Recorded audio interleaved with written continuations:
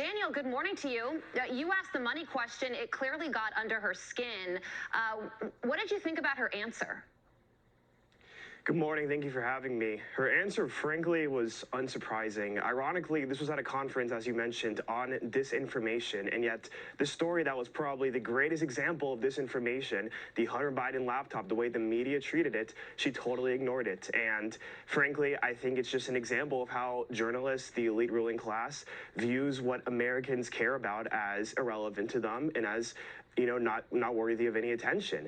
And, I find it interesting how at one point she claims it's irrelevant, but then at the other point, her and other journalists spend months on months trying to discredit it, trying to get rid of it. As you know, 50 senior intelligence officers wrote a letter explaining why it's wrong. So it doesn't really make much sense how it's at one point irrelevant, but that at another point so worthy of getting out of the media sphere. Yeah, that's exactly right. And you brought up something really interesting when you were asking your question. You mentioned that there were people who said that if they knew about this Hunter Biden laptop story before they voted early, they wouldn't have voted for President Biden. And then you think about how Twitter suppressed the story, and it gets into the realm of this state-run media-esque feeling, which is something we cannot have in our country. Is this something that worries you, being a young person that clearly has interest in news and journalism? Oh, absolutely. I mean, at a university like the University of Chicago, you would expect there to be, some free dialogue. You would expect the students to be asking hard questions. And yet me and my friend Christopher Phillips, we were the only ones actually asking these journalists these questions. You feel like most people nowadays are totally uninterested in actually grilling them. They just accept what they're told as truth, and they accept the censorship as just normal. It's really worrying.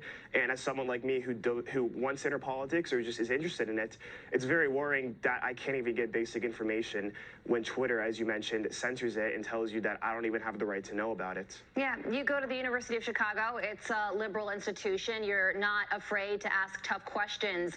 What's it like for you? I mean, it's tough, but fortunately, I write for a conservative publication here called The Chicago Thinker. You can go to thechicagothinker.com. So luckily, I still have a space, but yeah, it's tough. I mean, if you see in the clip at the very end, David Axelrod conveniently ends the question, and then you hear people laughing. I mean, people, to them, this is all a big joke to them. If you ask these questions, you're a white trash Trump supporter, you don't deserve to be here. This is the educated elite. This is where we ask, we talk about real things, not Hunter Biden's laptop. That's for the dumb people in the South. And it's disgusting, and I think it needs to change, and I hope more and more young people are able to speak up and ask these questions, because that's really what's needed. As you see, she was clearly thrown off because these people come to these university events expecting no resistance, expecting students to just sort of worship them and ask easygoing questions. And when you even just tug at them a little bit, they clearly feel threatened. Yeah. Well, it's 2 years delayed, but some members of the mainstream media are covering this story now. Have you given any thought as to why?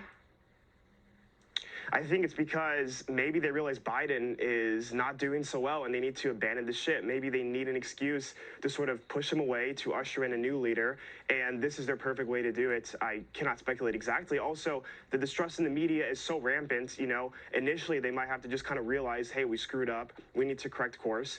I mean, the distrust in the media is inordinate. Something has to be done about it, and I think what happened last year with the media instantly claiming it was Russian disinformation is a huge disgrace and something that seriously needs to be studied into how the media can get away with this. Well, you are an impressive person with a very bright future ahead. Daniel, thank you so much for joining us this morning. Thank you for having me. Really appreciate it. Absolutely. More to come.